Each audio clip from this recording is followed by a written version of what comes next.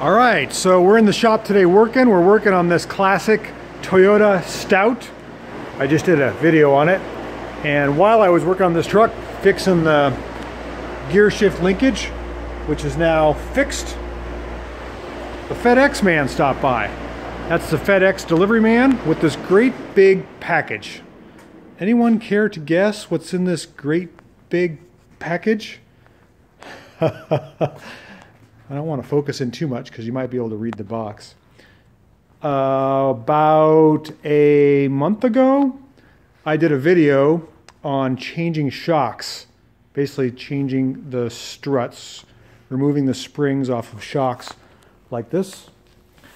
I think these are the exact shocks. There's a Toyota that came into the shop, and I was demonstrating how I use my old-fashioned strut spring compressors like this, where you take these guys and you compress the spring and hope that nothing goes wrong, because when you loosen up that nut on the top of the shock assembly,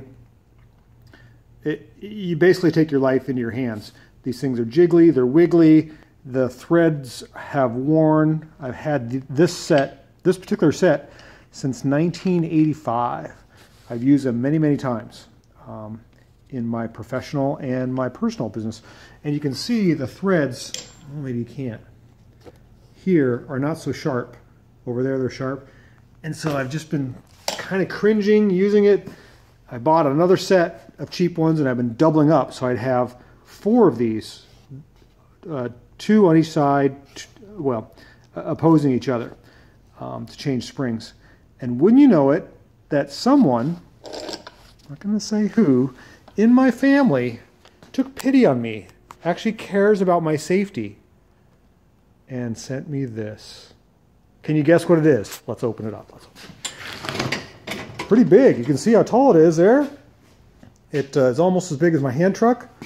Came FedEx. Let's open this baby up. What could possibly be in there? Oh my goodness, look at that. It's a Brannick 7600 professional strut spring coil compressor. Look at that thing. Isn't that beautiful? It's huge. So the way this works is you use these arms down here and you put the whole mechanism, well, this lifts up. There's a big spin thimble thing on the top that turns this great big huge arm, and you put the whole shock spring assembly in there, and you can compress it with these arms. It's protected by the cage somewhat. It's just the industry standard for automotive shops.